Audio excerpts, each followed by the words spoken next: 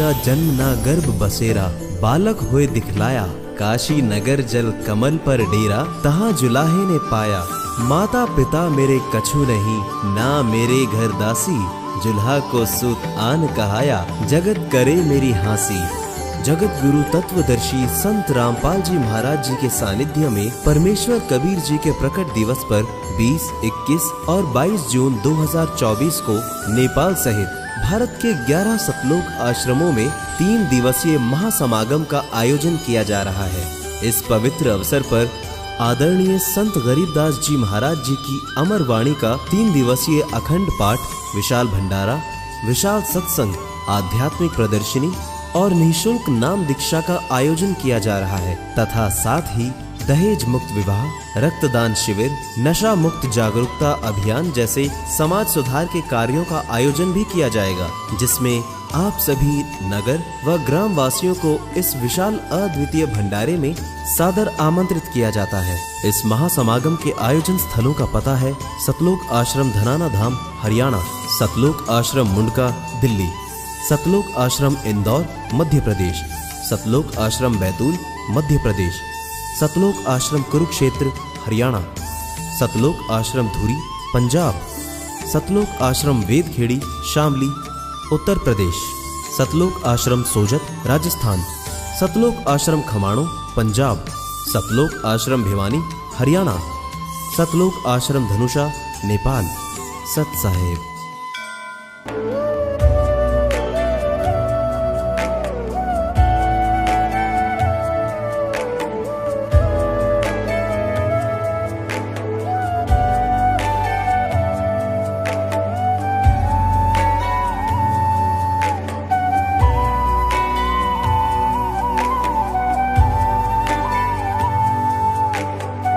पूर्ण परमात्मा पाप कर्म दंड को भी काट सकता है। अभी तक जिस भी संत व महापुरुष से मिले, उन्होंने यही बताया कि पाप कर्म फल भोगने से ही समाप्त होगा।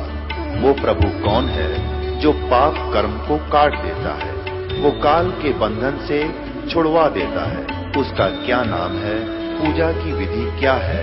कृपया अवश्य सुनिए जगत गुरु तत्वदर्शी संत रामपाल जी महाराज के अमृत वचन। ठीक कारदास ने कहां से जाना? बचपन में हम सुना करते थे कि एक व्यापारी पैसे नहीं दे रहा है, आगे से आगे ठीक बता रहा है। ठीक ऐसे हमारी लोकल लैंग्वेज का शब्द है ये। तो ठीक का मतलब निर्धारित समय निर्धारित कर देना, ये ठीक।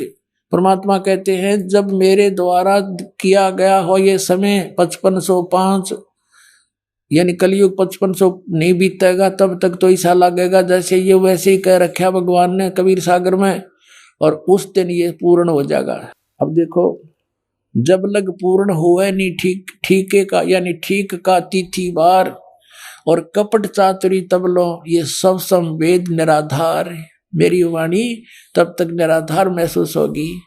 फिर क्या बताते हैं, ये कपट चातुरी के आधार से लोग कहेंगे वैसे कह रखा है, ये सब संवेद झूठा है।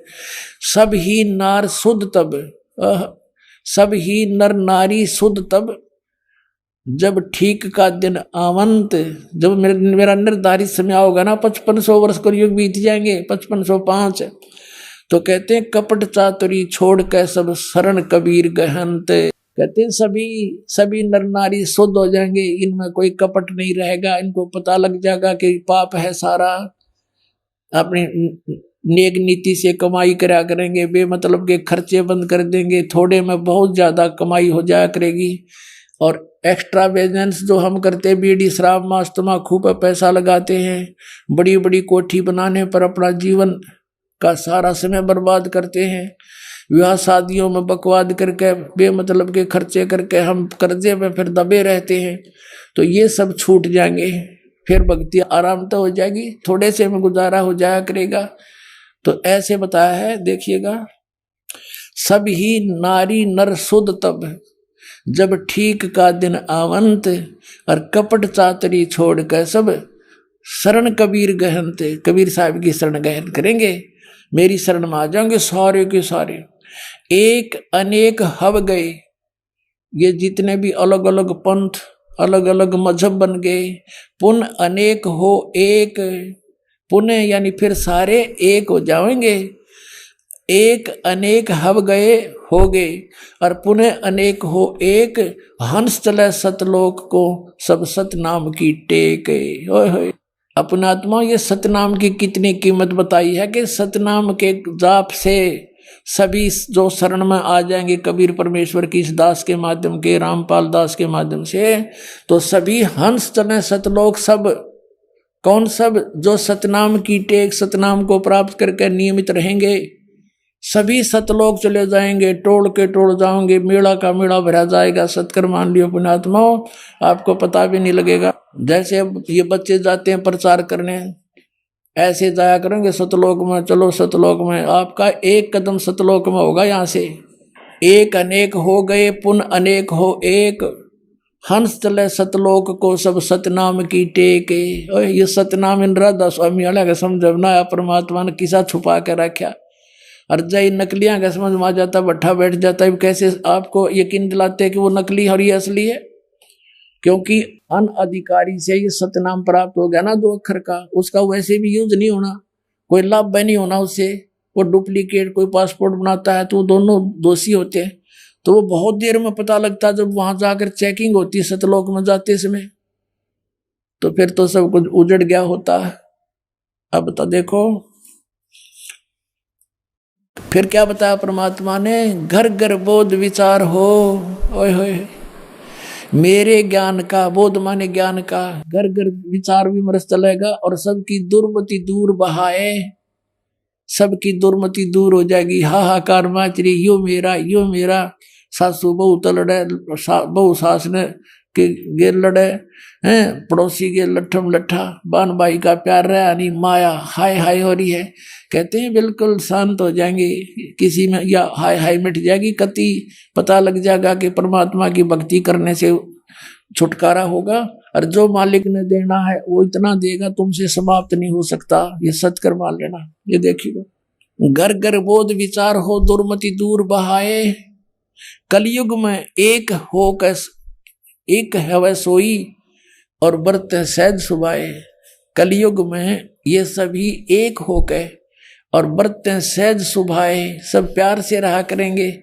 पता लग जाएगा किसी की आत्मा दुखाने से हमें कितनी हानि होती है, कितना दुख भोगना पड़ता है। कहते कहा उगर का शूद्र हो, डाकू चोर लुटेरे शूद्र जिसको तुम छोटी जाति के कहते हो और कोई बुराइयां करते हैं, कहते हैं हर सब की भवभीर और सो सत समान समदृष्टि है समृत सत कबीर। के सभी उग्र हो चाहे शूद्र हो, डाकू चोर, सब इस बात को स्वीकार करेंगे कि हम गलती कर रहे हैं और अपना सच्चाई से के साथ इस मार्ग को ग्रहण करेंगे। और बहुत भीड़ माने बहुसंख्या में लोग इस वस्तु को, सतनाम को, इस पंथ को ग्रहण करेंगे। और वो जो मार्गदर्शक होगा वो समान दृष्टि से सबको एक दृष्टि से, एक स्वभाव से, एक भाव से व्यवहार करेगा, और वो समर्थ सत कबीर होगा। बोलो सतगुरुदेव।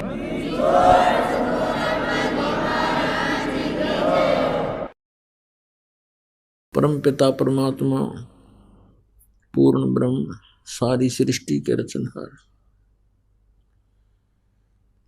कबीर देव जी, अल्लाहु अकबर, हक्का कबीर, आलम बड़ा कबीर, ये सर्व सृष्टि रचनहार परमेश्वर है। ये हम सब जीवात्माओं का जनक पिता है। यही परमात्मा चारों युगों में अपने सतलोक निज धाम से, तीसरे मुक्ति धाम से गति करके चल के आते हैं।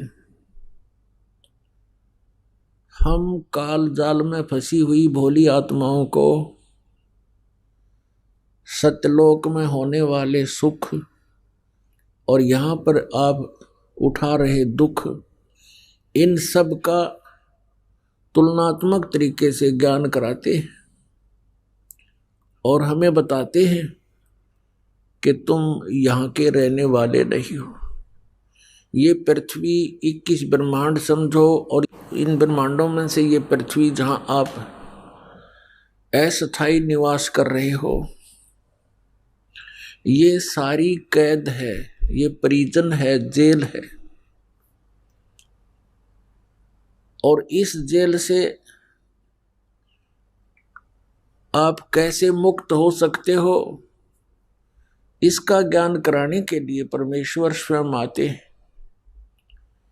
जिसको हम भगवान मानते रहे, अब तो नहीं मानते,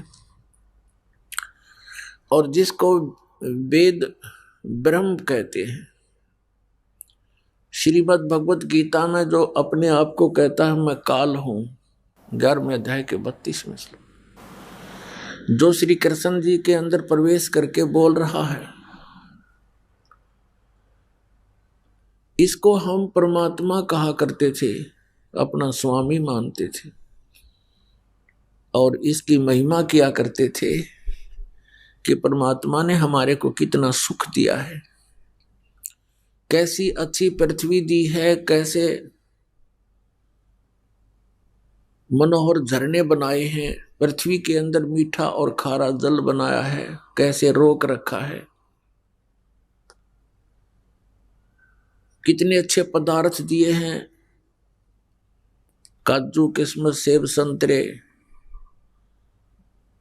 और ये सब बाजरा ज्वार गेहूं कनक सारी,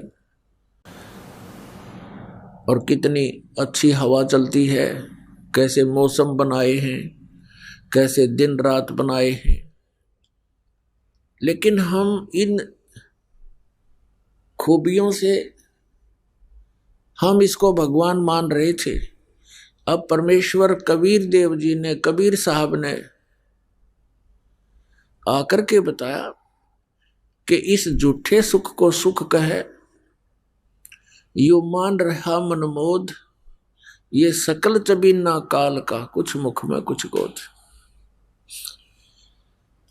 ये परमात्मा जो हमारे पिता हैं, सबके जनक हैं, जो हमें इस काल की कैद से छुड़वाने की विधि बताने आते हैं, ज्ञान बताने आते हैं, यही परमात्मा सन 1398 संवत 1455 ज्येष्ठ सुदी पूर्णमासी को अपनी महिमा अनुसार, अपनी लीला अनुसार, विधान अनुसार जो प्रत्येक युग में लीला करते हैं, ये सतलोक से, तीसरे मुक्ति धाम से चलकर आए, एक शिशु रूप धारण किया। और जैसा कि परमेश्वर की महिमा में लिखा है कि वो जंगल में, वन में, किसी सरोवर में, तालाब में कमल के फूल पर आकर विराजमान होते हैं, जिस कारण से वो नारायण कहलाते हैं। नारायण का अर्थ होता है जल पर निवास करने वाला। वो परमात्मा स्वयं चलकर आए, एक शिशु रूप धारण किया, कमल के फूल पर विराजमान हुए। इनके प्रत्यक्ष दृष्टा महर्षि रामानंद जी के शिष्य थे, और एक नीरू नीमा नाम के जुलाहा दंपति, जुलाहा पति पत्नी, वो निसंतान थे। स्नान करने के लिए प्रतिदिन वो उसी सरोवर पर सुबह सुबह जाया करते थे। नवजात शिशु को प्राप्त करके भगवान का शुक्र करते हुए घर ले आए। वही परमात्मा थोड़े से बड़े हुए, 5 वर्ष की आयु से ही अपने जिस उद्देश्य को लेकर आए उसको प्रारंभ किया। बड़े बड़े विद्वानों के छक्के छुड़ा दिए। तत्व ज्ञान के सामने उसमें के मंडलेश्वर टिक नहीं सके। लेकिन अफसोस है कि हम सभी प्रजा उस समय अशिक्षित थे, और इन अज्ञानी ऋषि महर्षि मंडलेश्वरों का दाव लग गया कि कबीर क्या जाने सदग्रंथों के गूढ़ रहस्यों को, क्योंकि सभी सदग्रंथ जैसे पवित्र चारों वेद, पवित्र श्रीमद् भगवत गीता, पवित्र 18 पुराण आदि आदि, ये सभी सदग्रंथ संस्कृत भाषा में लिपिबद्ध हैं। और परमेश्वर कबीर देव जी अक्सर ज्ञान नहीं रखते, और वो मंडलेश्वर और नकली कहा करते कि कबीर जी को अक्षर ज्ञान नहीं है, इसलिए वेदों को ये क्या जाने, क्या समझे पुराणों को, जिस कारण से आज तक ये अज्ञान बना रहा। शास्त्र विधि त्याग कर मनमाना आचरण ये अज्ञानी ऋषि महर्षि करवाते रहे, स्वयं भी पाप के भागी नरकगामी हुए, 84 लाख योनियों में कष्ट उठाए, और हमारे पूर्वजों को भी इन्होंने उसी गड्ढे में डाल दिया। पुण्यात्माओं, उस परमेश्वर कबीर देव जी जिसको धानक कहा करते थे, जुलाहा कहा करते थे, उसने आकर के हमें बताया कि तुम कहाँ फंसे पड़े हो, कुछ विचार करो पुण्यात्माओं। परमेश्वर कहते हैं, मात पिता मेरा नाही, ना मेरे घर दासी, और जुल्हे का सुत आन कहाया, जो जगत करे मेरी हंसी। परमात्मा कहा करते थे, ना हम जन्मे ना गर्भ बसेरा, ना हमारा कोई जन्म हुआ, ना हम किसी गर्भ में रहे, और हम सतलोक से चलकर आए काटन यम की फांसी। अब परमात्मा की इन बातों पर विश्वास किसी को नहीं हो रहा था, क्योंकि हमें अक्षर ज्ञान नहीं था। और ये शिक्षा इस मनुष्य जीव की सबसे बड़ी शत्रु है। हम भले इसको बड़े गर्व के साथ मानते हैं कि शिक्षा नहीं है तो पशु के समान जीव है, नहीं। ऐसे कहने वालों को सबसे पहले ये सोचना चाहिए कि आपके माता पिता क्या पशु थे जिन्होंने कभी शिक्षा ग्रहण नहीं की, और उनका कितना नेक आचरण था, कितने नेक विचार थे, कैसी सद्भावना उन लोगों में थी। और आज के मानव को तोल कर देखो उन महापुरुषों के साथ जिनको शिक्षा नहीं थी। इन शिक्षा से बिगड़े हुए व्यक्तियों को अब सुधारना कितना कठिन हो गया है। अभिमान का अंत नहीं, जरा सी पोस्ट किसी को मिल जा धरती तोल देता है, आगा पीछा नहीं देखता पाप करते समय। तो इस शिक्षा का सबसे बड़ा हमें लाभ हुआ है कि हम इस शिक्षा से परमात्मा पहचान सकते हैं। इसलिए ये परमात्मा ने ये विष हमारे को 3 युगों में नहीं खाने दिया, सतयुग त्रेता द्वापर तक। केवल एक ब्राह्मण वर्ग ही शिक्षा का अधिकारी होता था, अन्य अपने परंपरागत कर्म करते रहते थे, दादा ही काम किया करते थे और सुख से जीवन व्यतीत करते थे। राग द्वेष नहीं था, कपटता नहीं थी। जब से इस शिक्षा का दौर बढ़ा है तो उसी दिन से हमारे अंदर बहुत परिवर्तन हो गया, और अब ये शिक्षा अनिवार्य है, इसको ग्रहण करना चाहिए। प्रत्येक बच्चे और बूढ़े को पढ़ाइए ताकि वो अपने सदग्रंथों को पहचान कर भगवान पहचान ले। इसका सबसे बड़ा लाभ हमें अब होगा। अब भले ही मानव बिगड़ गया है, क्योंकि दास का जन्म 8 सितंबर 1951 को हुआ। उस समय तक शिक्षा नाम मात्र भी नहीं थी, बहुत ही हजारों में कोई 2-4 शिक्षा ग्रहण किया करते थे। और उसके बाद ये शिक्षा का ऐसी बाढ़ आई, क्योंकि परमात्मा ने ये शिक्षा देनी थी। ये कंप्यूटर और ये इंटरनेट बनवाने थे ना, ये जीव नहीं बना सकता इनको। ये भूल है मानव की, ये नहीं सोचा मैंने ये ऐसी खोज करके ऐसे इंस्ट्रूमेंट बना दिए। ये गॉड गिवन ज्ञान है, गॉड गिवन विज्ञान है, नॉलेज है। और इसका उद्देश्य क्या था परमात्मा का, कि जब परमेश्वर 600 वर्ष पहले आए थे, सन 1398 से 1518 तक 120 वर्ष रहे भगवान यहाँ पर, तो वो तो मालिक थे, सर्वशक्तिमान थे। एक दिन में हजारों स्थानों पर अपने अन्य रूप बना करके बहुत चोले धार के और जगह जगह प्रचार किया करते थे। लाखों की संख्या में उनके अनुयायी बन गए थे। अब कोई भी संत इतनी सिद्धि युक्त नहीं है। अगर किसी में थोड़ी बहुत सटोर कर भी ली किसी ने तो जल्दी फ्यूज हो जाता है, कुछ दिनों के बाद उसमें क्रिया नहीं रहती।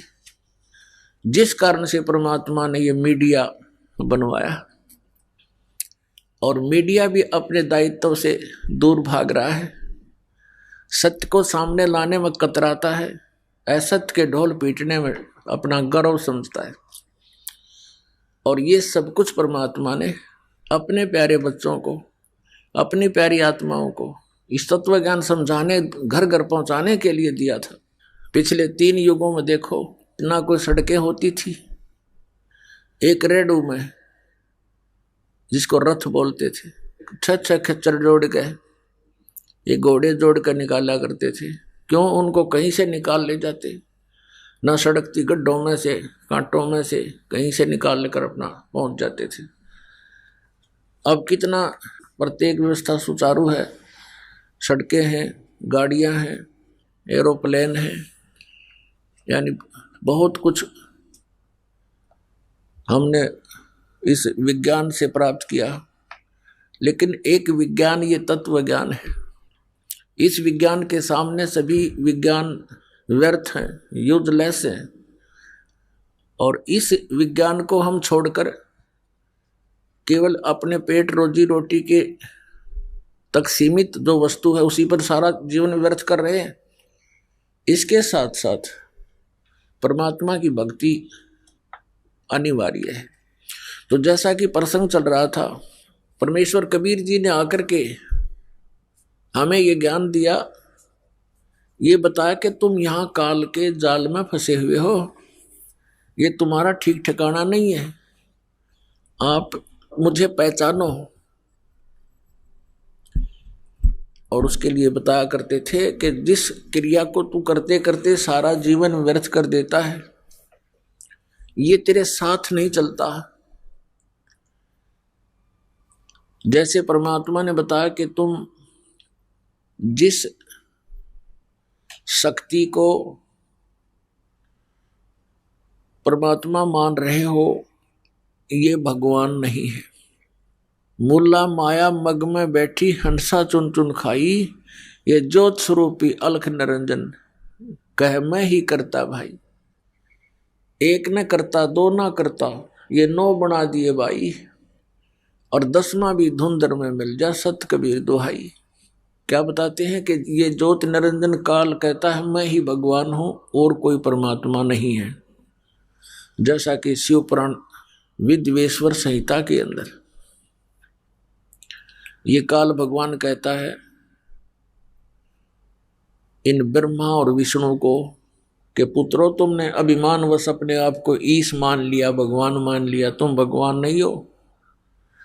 इस संसार का मैं ही करता हूं, मेरे अतिरिक्त कोई परमात्मा नहीं है। तो यहां भगवान कहते हैं, कबीर परमेश्वर जी की महिमा से परिचित हुए, फिर गरीबदास साहिब जी को यथार्थ ज्ञान दिया। आदरणीय गरीबदास साहिब जी परम पूज्य परमेश्वर कबीर साहिब जी से प्राप्त ज्ञान के आधार से कहते हैं, ये मुल्ला माया मग में बैठी हंसा चुन चुन खाई, और ये ज्योत स्वरूपी अलख निरंजन यो काल कह मैं ही करता भाई, मैं ही करता हूं। जगत का पेखना पेख्या दणी का नाम ना लेखा, जगत का पेखना पेख्या दणी का नाम ना लेखा। जो मालिक है उसका कितना जिक्र भी नहीं। फिर कहते हैं एक न करता, दो ना करता, ये 9 ठहराए भाई। कहते एक भी भगवान मना काम चलाए, इनका इन 9 भगवान बना दिए। और कहते हैं 10वां भी धुंधर में मिल जा सत कबीर दोहाई। 10वां एक भगवान और आवेगा, काल का भेजा हुआ, कलयुग के अंत में आवेगा।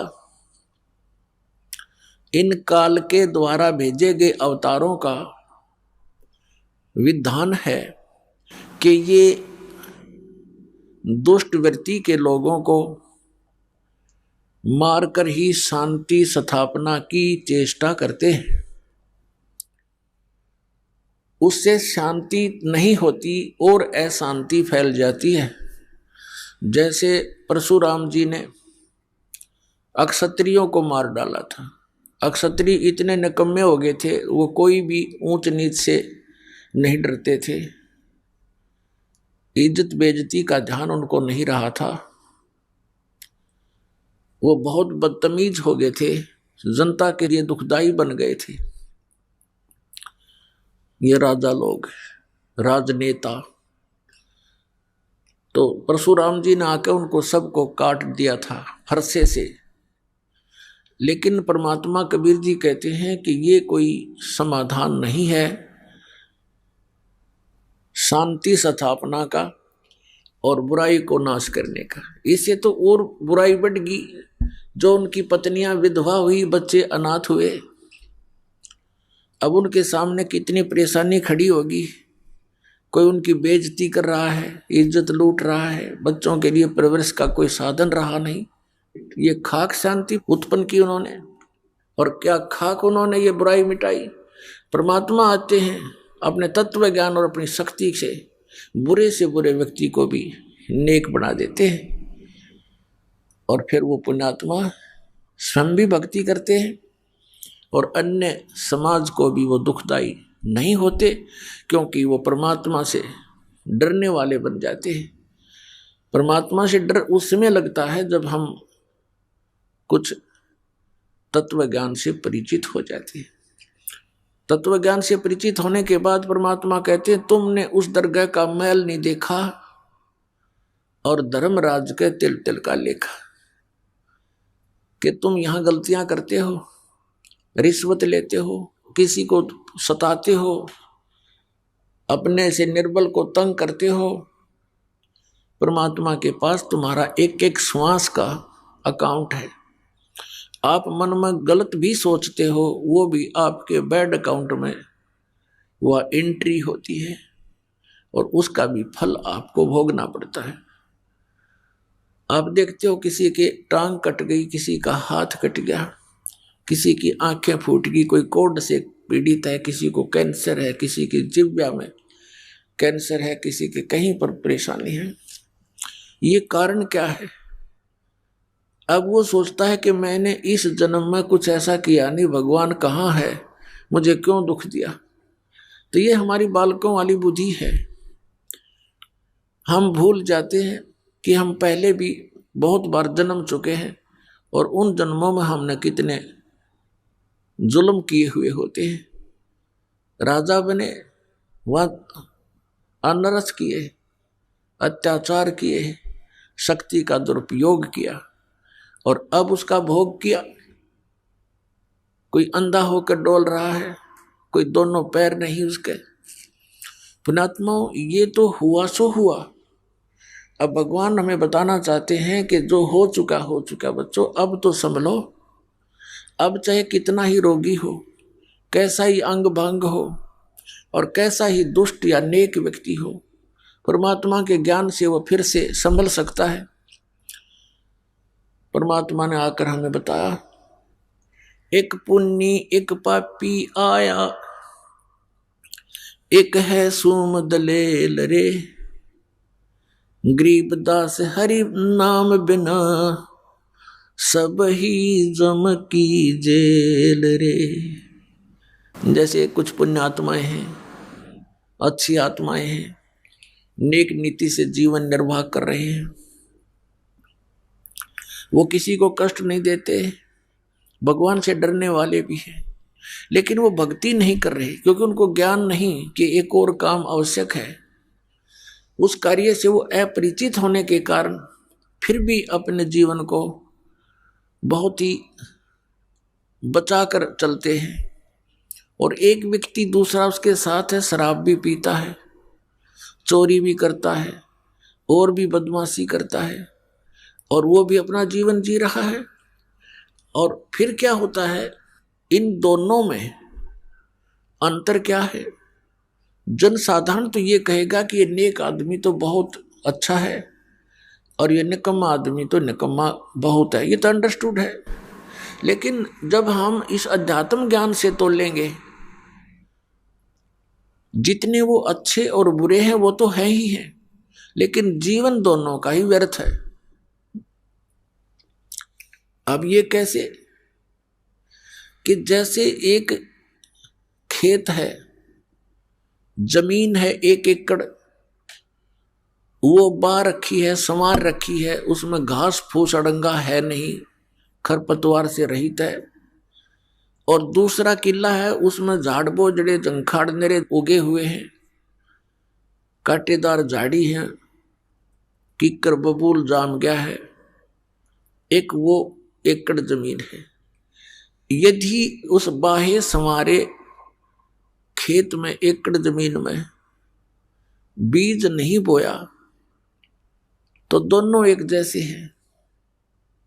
उस बाहे संवारे का क्या लाभ हुआ जब बीज ना बोया था? वो भी उससे जैसा है, जैसा वो व्यर्थ है ऐसा ही वह व्यर्थ है। तो कहने का भाव ये है कि जब हम राम नाम का बीज बोवांगे, फिर वो अच्छा व्यक्ति तो अच्छा और गणा हो गया। और यदि उस झाड़ जंखाड़ उगे हुए निकम्मा व्यक्ति भी बुरे काम छोड़ के और परमात्मा के मार्ग पर लग जाता है, वो भी अच्छा हो जाएगा। उसको थोड़ा समय लग जाएगा। जैसे किसान जब उस खेत ने संवारना शुरू करता है तो उस बंजर जमीन में थोड़ा सा मेहनत ज्यादा करनी पड़ती है, वो पर संवार के छोड़ दिया करे, चाहे कितना मेहनत। ये दास समझो किसान है और आप जी के अंतःकरण ये खेत हैं। अब नेक आत्मा आती है तो और अच्छा दास को घनी मेहनत ना करनी पड़ेगी, आते बीज डाल देंगे नाम का और प्रफुल्लित होगा। और जो शराबी कवाबी है, रिश्वतखोर है, चोर है, ठग डाकू है, वो बंजर जमीन है, वो भी अगर हमारे संपर्क में रहेगा तो किसान का उसके ऊपर कभी कस्सी बजेगी, कभी ट्रैक्टर चलेगा और कभी हल से, तो उसको साफ करके छोड़ देगा और फिर दोनों एक से हो जाएंगे। जब ही सतनाम हृदय धरो, भयो पाप को नाश, जैसे चिंगारी अग्नि की बाई, पड़े पुराने घास। अब जैसे कोई पाप गणे इकट्ठे कर रखे हैं, परमात्मा की शरण में आ जाए, मर्यादा में रहे, तो फिर सतनाम का जो जाप है ये 2 अक्षर का है, जिसमें एक ओम मंत्र है, दूसरा तत्व सांकेतिक है। ये दास बताओ, इन दोनों का श्वास उस श्वास से सिमरण करना पड़ता है। तो इस सतनाम के जाप से आपके संचित कर्म नाश हो जाते हैं, जो युगों युगों का ढेर लगा पड़ा है।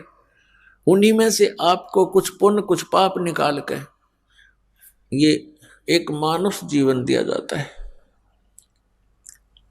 और फिर आपके प्रारब्ध में भी अगर कोई कष्ट है, आपके इस जीवन में जो लेख लिखे गए हैं, आपकी किस्मत बनाकर भेजी है भगवान ने, इस धर्मराज ने, तो उसमें भी यदि आपका कोई दुख, कर्म पाप कर्म के कारण कोई कष्ट आना है, वो भी इस सतनाम के जाप से, इस दास से प्राप्त करके, अपनी मर्जी से जाप करने से नहीं, किसी डुप्लीकेट व्यक्ति से जो अधिकारी नहीं है उससे उपदेश लेकर के वो नकली कहीं भ्रमित भी कर रहा हो तो उससे भी कोई लाभ नहीं होगा।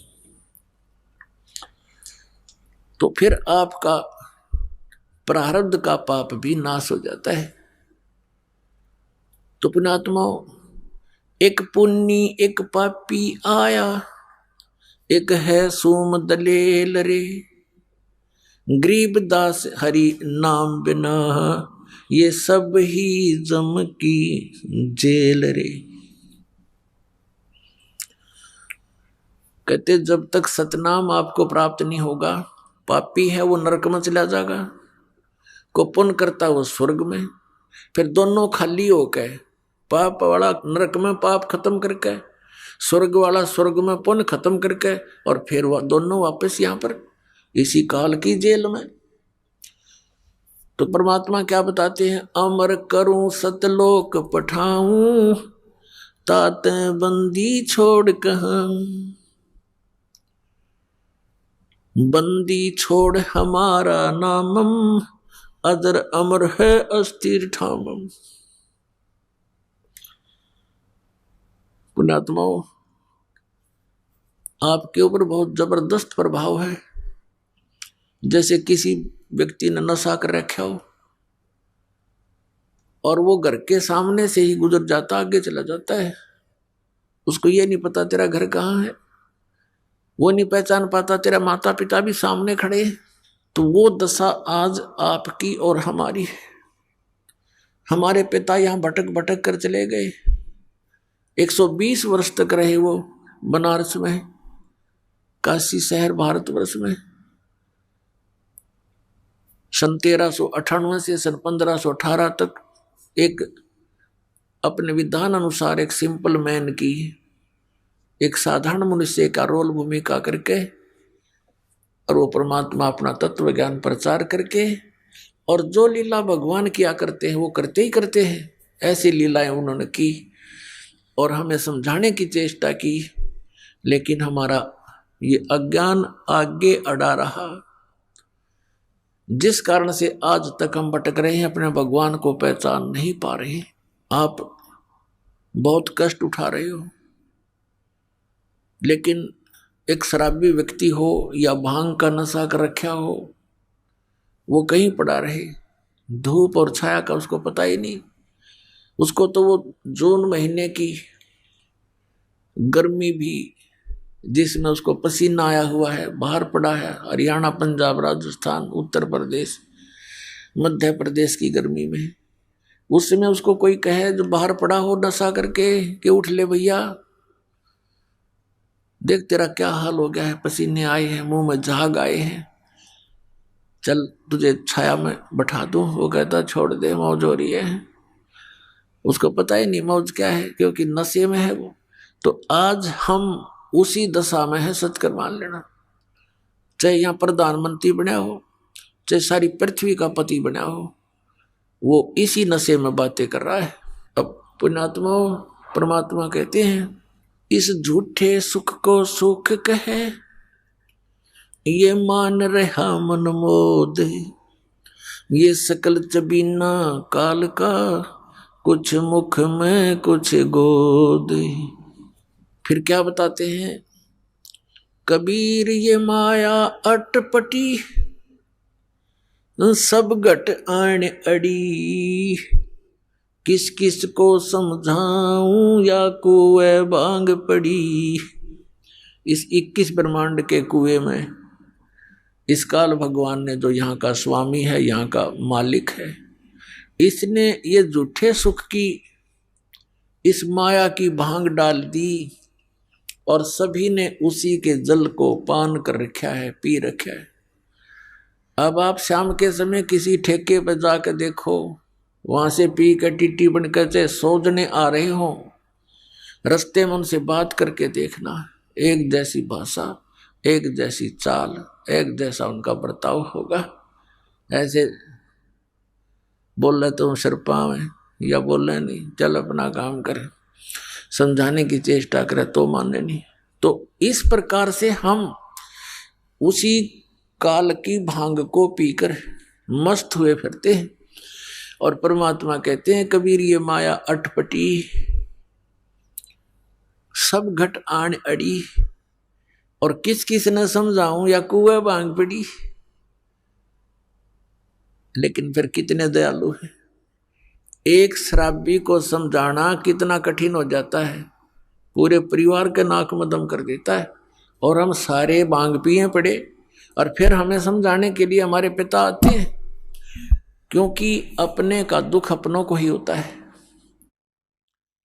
इस काल यहाँ का जो भगवान है, इसको हम भगवान कहते हैं, भगवान उसे कहते हैं जो दुख ना दे, केवल सुख दे। ऐसे जुल्म कहर हमारे ऊपर टूट रहे हैं, बरस रहे हैं, और फिर हम कहते हैं ये बड़ा भगवान है, ये अच्छा भगवान है। किस लिए भगवान माना हमने, कि देखो कितने अच्छे काजू किस्मत सेब संतरे फलदार वृक्ष हमें दे रखे, फल दे रखे, और ये इतनी बड़ी पृथ्वी पर कैसे बाग बगीचे बना रखे हैं। ये किस लिए बना रखे हैं? और आपको फिर वो भूल जाते हो कि आप किसी का बेटा मर गया, किसी की बेटी मर गई, पीछे सी समाचार पत्र में पढ़ने को मिला, यहाँ बच्चे बता रहे थे कि एक परिवार ने मन्नत मानी किससे, बालाजी से। उनका पुत्र हो गया और उस पुत्र के केस उतरवाने के लिए, मत्था टेकवाने के लिए उस बालाजी में जा रहे थे। 4-5 सदस्य थे, 7वां छोटा सा लड़का था 3 महीने का। रास्ते में दुर्घटना होगी, वो बच्चा बच गया और वो सारे मर गए। बताया खाक मन्नत दी उसने, किसने दी? ये भी भूल है हमारा कि उसने पत्थर ने दे दी, उस बालाजी ने दे दी। एक भगत सुना रहा था, बोला जी हम पहले तो भूल में थे। उसने एक उदाहरण दिया कि एक भगत हनुमान जी की पूजा कर रहा था। हनुमान जी वहां प्रसन्न हो गया, आ गया, बोल भाई क्या मांगता है? नो बोला जी बढ़िया से सूट दे, मेरा तो कपड़े को नहीं। नो बोला भाई मैं आप लंगोट में रहूं तने कितने थान दूंगा। हनुमान जी ने कहा भले आदमी तो भगवान की भक्ति करे, मैं भी भगवान की भक्ति करूं, मन भी कर दे, क्यों दुखी कर रहा है मेरे को। तो पुण्यात्मा हम बिना ज्ञान के डले ढो रहे थे। अब इस तत्व ज्ञान से हमें पता चला। क्या बताते हैं गरीबदास साहब जी के जगत का पेखना पेख्या धनी का नाम ना लेखा।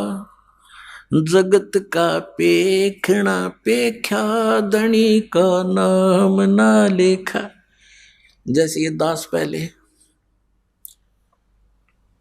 हनुमान जी का कट्टर पुजारी था, जैसा लोक वेद सुन रखा था हमने, क्योंकि आत्मा भगवान के बिना रह नहीं सकती। पुण्यात्माओं यहां चाहे कोई करोड़पति हो, चाहे अरबपति, चाहे खरबपति हो, और चाहे सारी पृथ्वी का पति हो, और उसको संतान भी हो, संतान उसकी नेक भी हो, पर संतुष्टि नहीं हो सकती।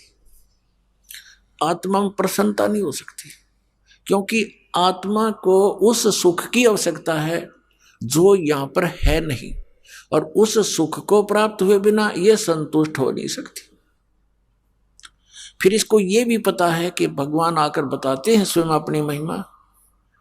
अब कबीर परमात्मा कहते हैं धर्मदास सुन अमर कहानी, अपनी महिमा हम आप बखानी। कि अपनी महिमा मैंने आप बतानी पड़े आकर के। इस मेरी महिमा को बताने वाला इस पृथ्वी पर कोई 21 ब्रह्मांड में नहीं छोड़ रखा, इसलिए किसी को याद ही नहीं रहा। सबको भांग पिला रखी है, सबके 3 इंजेक्शन लगा रखे, तीनों गुण इनके ऊपर प्रभावी है। इनको सो दिए को ना, इनको जितना दिखाई ये बेटा बेटी कार कोठी आगे कुछ दिखाई नहीं देता। इन बोली आत्माओं को इतना बांध दिया इनकी बुद्धि को। तो क्या बताते हैं कि अपनी महिमा मैंने आप ही आके बतानी पड़ी।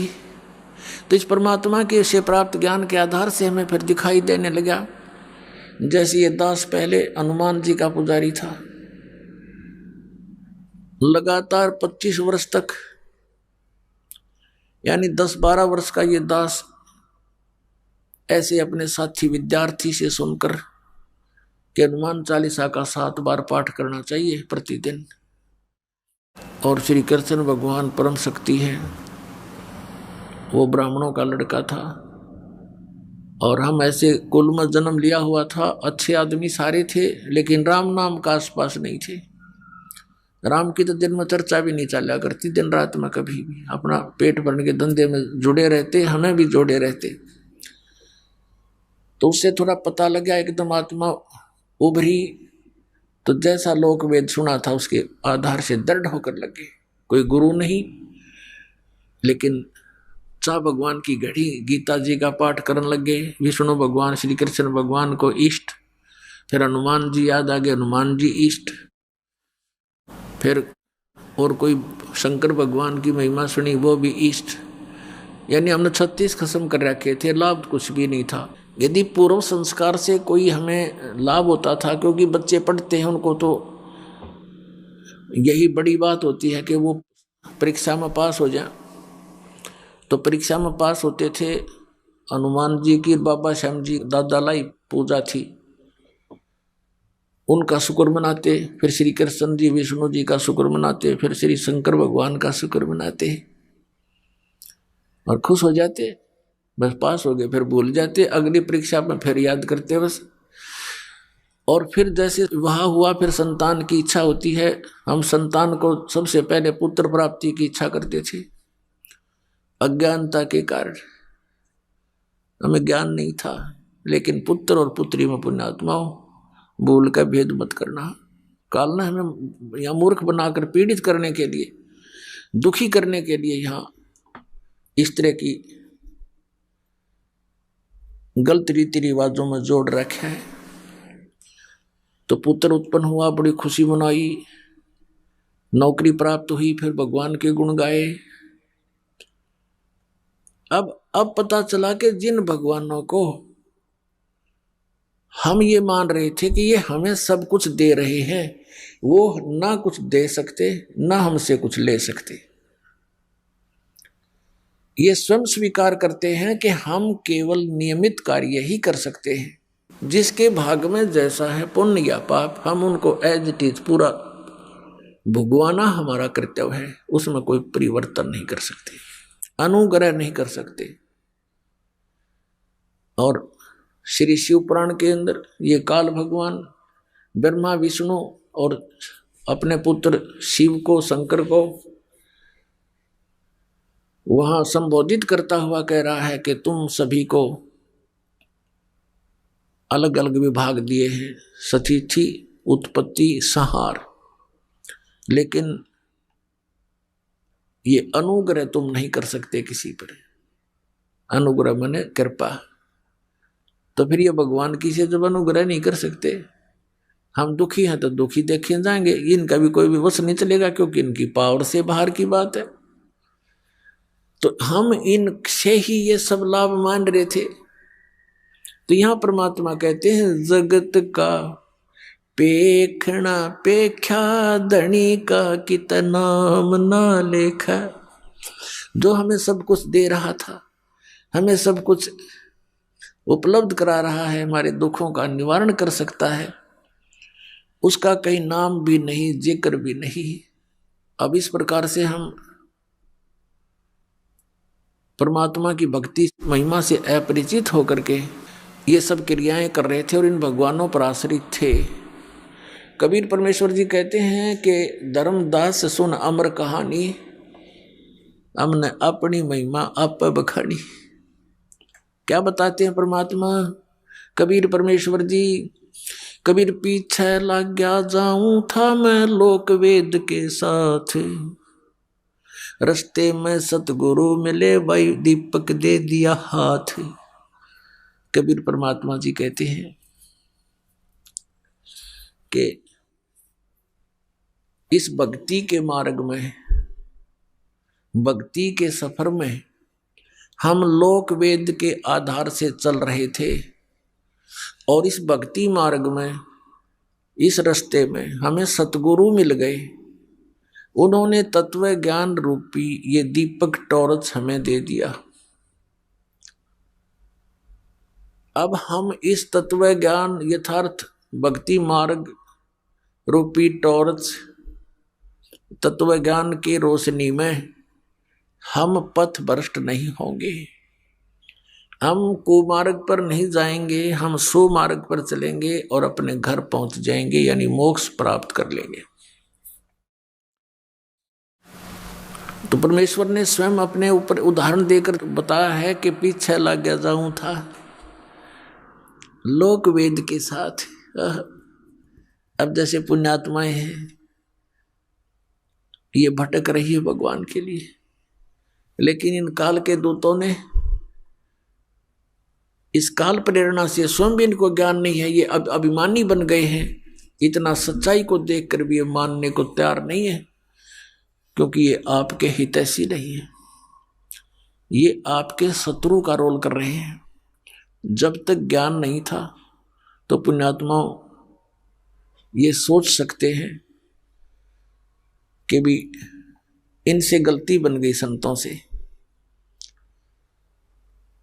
और अब ये दास क्लियर कर रहा है, इनके सब के इतिहास दिखा रहा है कि मैं इनका कोई शत्रु नहीं हूं, इनका मित्र का काम कर रहा हूं। ये अपने अभिमानवश भले ही मुझे अपना विरोधी मान रहे हो, ये इनकी बालक सोच होगी। हम ऐसे भयंकर दौर से गुजर रहे हैं, हम ऐसे खतरनाक समय में इस लोक में रह रहे हैं कि हम जिस ओर जा रहे हैं आगे वो अजगर मुंह खोले बैठा है, ये काल रूपी अजगर, और सबको खाता है।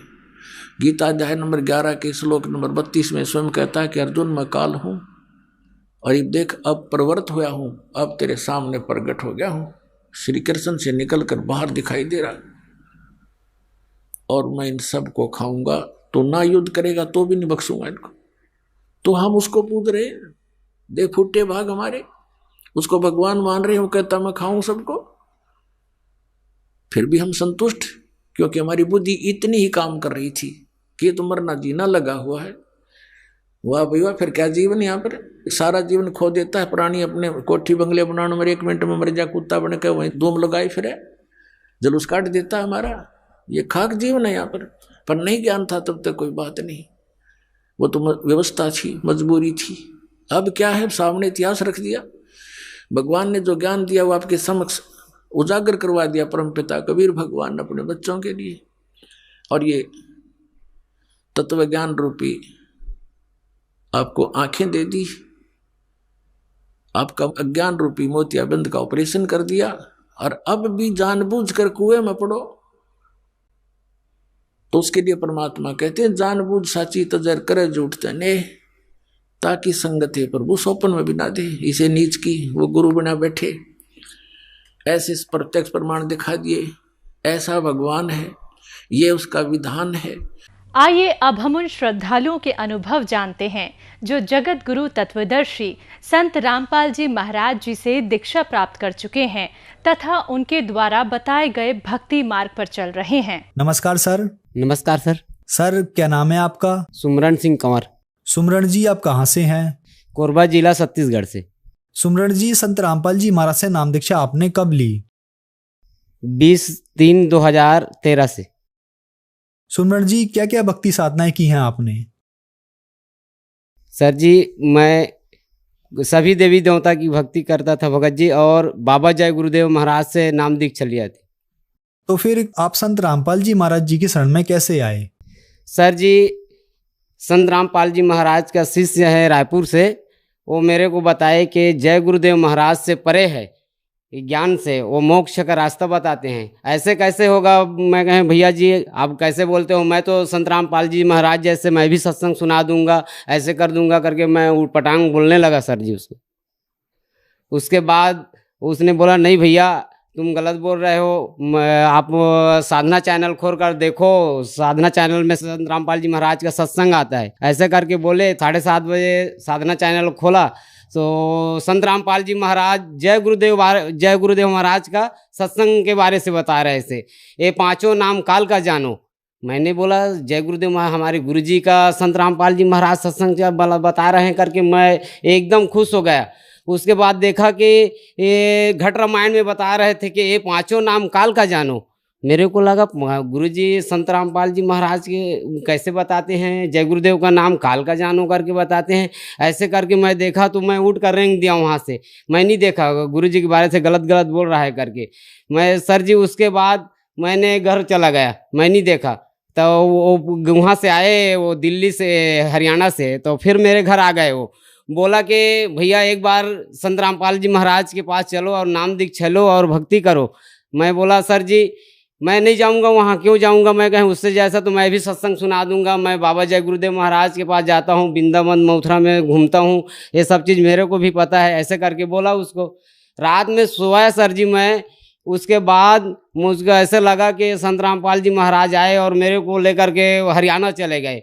मेरे को लगा बहुत तकलीफ लगा कि वहाँ देखा मैं संत रामपाल जी महाराज को, वहाँ सब भक्त लोग वहाँ बैठे थे, अच्छा से सत्संग सुना रहे थे। मैं देखा, फिर सुबह उठा, फिर मैंने वो भाई को बोला भाई मेरे को तो संत रामपाल जी महाराज के पास ले चलो। बोला ठीक है चले जाएंगे, सत्संग का समय आने दो, 15 दिन के बाद सत्संग आएगा उसमें जाएंगे। फिर सर जी मैं उसके पास चला गया, मैं सतलोक आश्रम बरवाला वहाँ गया सर जी। मैं देखा वहाँ तो नाना प्रकार के, मेरे को लगा कि अरे मैं बीड़ी रख कर गया था, बीड़ी सिगरेट पीता था, मेरे बीड़ी को निकाल कर फेंक दिए। मेरे को बहुत गुस्सा लगा कि बीड़ी को क्यों फेंक दिया करके, तो वहाँ निकाल कर सब चीज़ को फेंक दिए, बीड़ी को निकाल के फेंक के फिर वहाँ गए तो वो मेरा भाई था लेकर गया था वो, उसके पास मैं गया सर जी। तो बाथरूम गया तो मैं बाथरूम को गिनने लग गया, अरे इससे इतना अच्छा बाथरूम मथुरा में हम जाते थे जय गुरुदेव महाराज के पास, न तो बाथरूम रहता था, न नहाने का जगह था, न खाने पीने का जगह था। यहाँ तो बाथरूम मैं गिनने लग गया, ऐसे करके जाते जाते नहाने का, लेटरिन बाथरूम का सबको गिनने लग गए सर जी। उसके बाद हाथ मुँह धोकर गए, नाम दीक्षा के जगह गए, वहाँ नाम दीक्षा हम लोग लिए सर जी सदगुरु रामपाल जी महाराज से। संत रामपाल जी महाराज से नाम दीक्षा लेने के बाद क्या आपको लाभ भी मिले? सर जी बहुत लाभ हुआ मेरे को। पहले मेरे एक कोंथा में बहुत बड़ा बीमारी होता था, इतना बड़ा यहाँ निकल जाता था। उस बीमारी होते ही मैं न चल सकता था न लेट सकता था, इतना दर्द होता था कि मैं कोई हथौड़ी पाऊँ तो उसमें मार कर तोड़ कर फेंक दूँ, इतना दर्द होता था सर जी कि मेरे को बहुत तकलीफ होता था, मैं कहीं नहीं जा सकता था, बहुत परेशानी में था। डॉक्टर को दिखाया, एक डीके हॉस्पिटल है कोरबा ज़िला में, उसको दिखाया तो बोला कि ऑपरेशन करना पड़ेगा। फिर मैंने बोला सर जी कि मैं ऑपरेशन नहीं करवाऊंगा, मेरे पास तो कुछ पैसा नहीं था, मैं तो धान बेचकर गया था, मैं सतलोक आश्रम बरवाला, मेरे पास कुछ धान था उसको बेचकर मैं सतलोक आश्रम बरवाला गया था, तो मैं नहीं करवाऊंगा गया। फिर मैंने सुना था टीवी में कि संत रामपाल जी महाराज के शिष्य लोग बताते थे कि बहुत लाभ मिलते थे, कि वो बीमारी, बड़े बड़े बीमारी, कैंसर से टीबी सब बीमारी ख़त्म हो जाते हैं करके। फिर मैंने हाथ जोड़ के प्रार्थना किया कि आज मैं जाऊंगा अगले तरफ, तो मैं गुरुजी से बात करूंगा कि गुरुजी मेरा भी बीमारी छुड़ा दो करके। फिर हम लोग 15 महीना दिन बाद फिर गए गुरुजी के सत्संग सुनने। फिर वहाँ गए सर जी, तो गुरुजी आए, दर्शनार्थ में लाइन लगे थे। गुरुजी बोला मेरे को, बेटा तू क्या बोलना चाहते तो बोलो। मैं तो पूरा मेरा मुंह नहीं खुला सर जी, मैं इतना रोने लगा कि मालिक मेरे घर में मैं बोला हूँ उसको कैसे जान दिए करके, मेरे को बहुत तकलीफ लगा है। पूर्ण परमात्मा है, पूर्ण मालिक है, मोला मालिक ऐसे रजा करी सर जी के मैं बोलते ही साथ वहाँ गया था। उसी दिन से आज तक मेरा बीमारी पूरा खत्म ही हो गया सर जी। सर जी ऑपरेशन करवाना नहीं पड़ा, डॉक्टर बोला था कि ऑपरेशन करवाना पड़ेगा करके, मेरे पास 1 रुपया पैसा नहीं था सर जी। संत रामपाल जी महाराज की दया से बीमारी खत्म हो गया सर जी। उसके बाद सर जी मैं वही डॉक्टर के घर में मैं चौकीदारी करता हूँ, वहाँ बहुत बड़ा मेरे हाल में एक बैटरी था, लाइट गोल होता था, वो इन्वर्टर वाला था, उसमें संत रामपाल जी महाराज का हम सेवा करते थे, बैनर सेवा 2016 में लगाते थे। तो आए माइक से लगा कर जाते थे हम लोग। उसके बाद हम लोग उस बैटरी को चार्ज करने के लिए मैं घुस गया और किसी को नहीं बताया। मेरे पीछे में एक वो, जैसे मैं उस बैटरी में लगाया वो पूरा ब्लास्ट हो गया और मेरे को सर जी कुछ नहीं हुआ, मेरे को तो ख़त्म हो गया है करके सब लोग घर से निकल कर भाग गए। वो 4-5 कमरा का जगह था, वो वहाँ खोली में पूरा धुएं में भर गए सर जी। इतना तकलीफ हुआ, उन लोग तो मर गए हैं करके भाग गए सब भगत भाई, संत रामपाल जी महाराज के शिष्य। तो मेरे को ऐसे लगा कि संत रामपाल जी मेरे को आए और एकदम उठा कर रख दिए। तो मैं एक शब्द बोला, बंदी छोड़ सदगुरु रामपाल जी महाराज की जय हो, बंदी छोड़ सदगुरु रामपाल जी महाराज की जय हो। ऐसे करते करते बहुत निकल कर आया सर जी। मालिक की दया बहुत अच्छा हुई सर जी कि मेरे को कुछ नहीं हुआ, मेरे को कोई जगह चोट नहीं आया। बहुत बड़ा बैटरी है और मेरे ये पेटे में ब्लास्ट हुआ सर जी। उसके बाद सर जी हमारे घर में स्विमिंग पूल है, स्विमिंग पूल में डॉक्टर साहब बोले कि स्विमिंग पूल को धो करके भर दो करके बोले, तो मैं ठीक है सर जी का बोल दिया। सर जी उस स्विमिंग पूल को धोते धोते ऐसे वार लगा था, उसमें जाली लगा था स्विमिंग पूल का पानी बाहर जाने का, उसमें करंट लग गया था। ऐसे करके पाँव रखा सर जी, उसमें इतना धुआं उड़ा कि मेरा बोलती बंद हो गया, ऐसे हिलने लगा सर जी, बहुत ज़्यादा झटका लाइट में। सदगुरु रामपाल जी महाराज आए, संत रामपाल जी महाराज, और मेरे को उठाकर दूसरे जगह में रख दिए सर जी। बहुत ऐसे चमत्कार हुआ है सर जी मेरे साथ। और मैंने सभी नशा करता था। मैं तोला तोला गांजा रखता था, 2-2 ठो चीलम रखता था सर जी। और दारू तो मैं 24 घंटा पीता था। एक मैं भट्टी में बैठता था तो 2000-3000 का पीता था और दूसरे को भी पिला देता था। बहुत परेशानी थी भगत जी। और सर जी मेरे घर में मेरे बच्चा को मैं पा करके उठा करके मैं कहीं भी सो जाता था। 6 महीना का बच्चा को बहुत तकलीफ थी सर जी। हमारे पास कोई पैसा नहीं था उस समय। संत रामपाल जी महाराज से नाम दीक्षा लेने के बाद सब नशा छूट गया सर जी। आज के बाद मैं कोई भी नशा नहीं करता हूँ, शौक सुपारी भी नहीं खाता हूँ। सर, जैसे कि आपने बताया कि आप बहुत ज्यादा नशा करते थे और संत रामपाल जी महाराज से नाम दीक्षा लेने के बाद आपका नशा छूट गया, तो जो श्रद्धालु आज आपको टीवी पर देख रहे हैं, खास करके वो लोग जो नशा करते हैं, तो उनके लिए आप क्या मैसेज देना चाहेंगे? मैं उनके बारे में हाथ जोड़कर प्रार्थना करना चाहता हूं सर जी कि संत रामपाल जी महाराज के लिखी पुस्तक है जीने की राह, ज्ञान गंगा पुस्तक, उसको पढ़ें और चैनल में सत्संग आता है उसको देखें और माली संत रामपाल जी महाराज से नाम दीक्षा लेकर के मोक्ष करें। धन्यवाद सर। सत साहेब।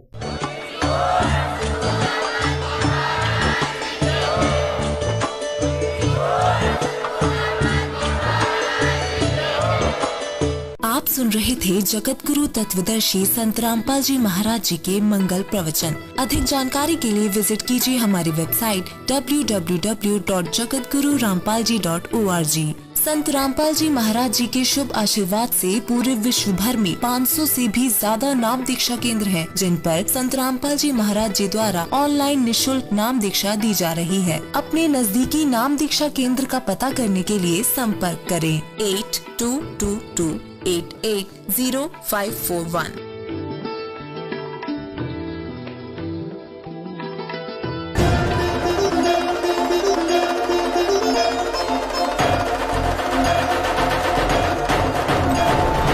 ना मेरा जन्म ना गर्भ बसेरा, बालक होए दिखलाया, काशी नगर जल कमल पर डेरा, तहाँ जुलाहे ने पाया। माता पिता मेरे कछु नहीं, ना मेरे घर दासी, जुल्हा को सूत आन कहाया, जगत करे मेरी हांसी। जगत गुरु तत्वदर्शी संत रामपाल जी महाराज जी के सानिध्य में परमेश्वर कबीर जी के प्रकट दिवस पर 20, 21 और 22 जून 2024 को नेपाल सहित भारत के 11 सतलोक आश्रमों में 3 दिवसीय महासमागम का आयोजन किया जा रहा है।